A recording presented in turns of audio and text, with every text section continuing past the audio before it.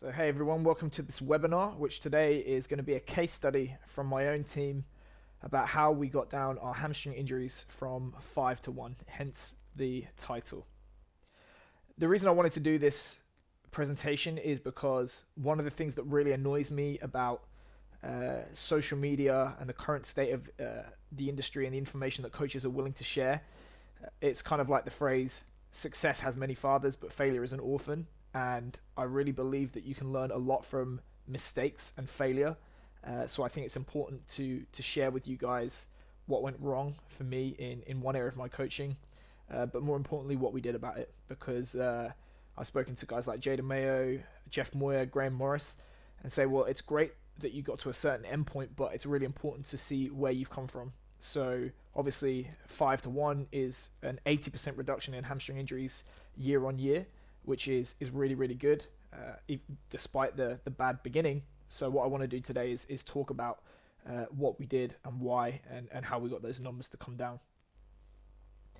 So I'm going to begin by talking about what I did with a new team coming in, how I approached pre-season, how I approached all the training, and talk about how it went. And obviously you've probably already guessed it sucked because we had 5 hamstring injuries, but we're going to dig deeper and talk about why maybe it went wrong, and then what I decided to try and do about it and what the results were, and how I'm going to try and improve this moving into the future. So to quote a friend and colleague of mine, Barry Solon, he said to me, experience is what you get when you didn't get what you wanted. Yes, it's really, really frustrating to have 5 hamstring injuries in one preseason. It's a real dent in my pride or anyone's pride when you want to believe that you're a good coach, that you're helping your athletes, and then reality slaps you in the face.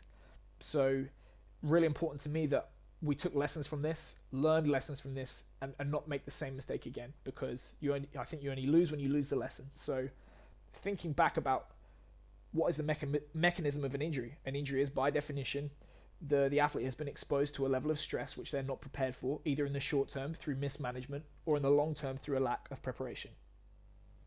This is a TRX leg curl performed by one of our athletes here. Keep the hips extended throughout.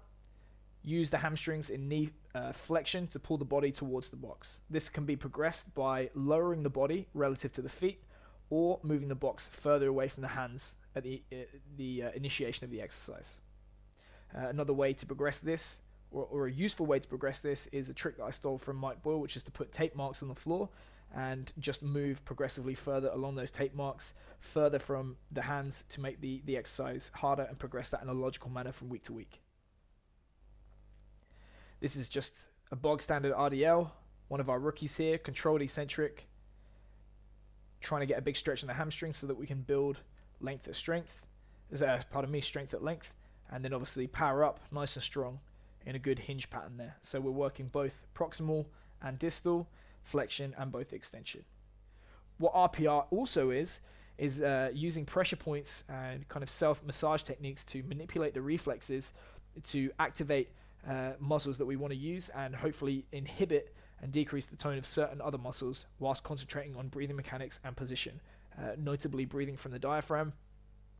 There are acute effects which are very beneficial to sprinting and jumping that I can tell, but also Cal Dietz has done a great job of presenting information on his YouTube channel about other benefits to, for example, to sleep, to conditioning, to other health markers like HRV and blood pressure, I believe. So interesting food for thought, and I've piloted this with 2 athletes that we have in our squad. The way that it works in rugby strength and conditioning is when you're dealing with regular athletes in the team, the numbers, the time available, and the resources available often prohibit you from trying to implement new techniques. So the results were 5 in the previous year. This year, in 2017, we had just 1 hamstring injury. For the future, I would like to get some eccentric values to function as a basic red flag.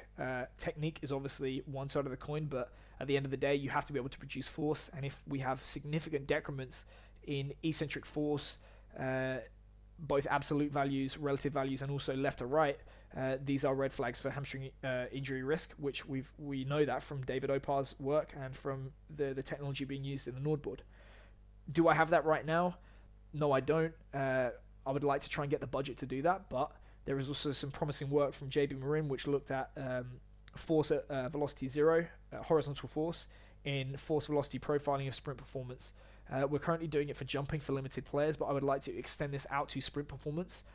One, so that I can individualize the sprint work to give them more of what they need, not just a general template, but also to try and use F0 as a surrogate for hamstring injury risk.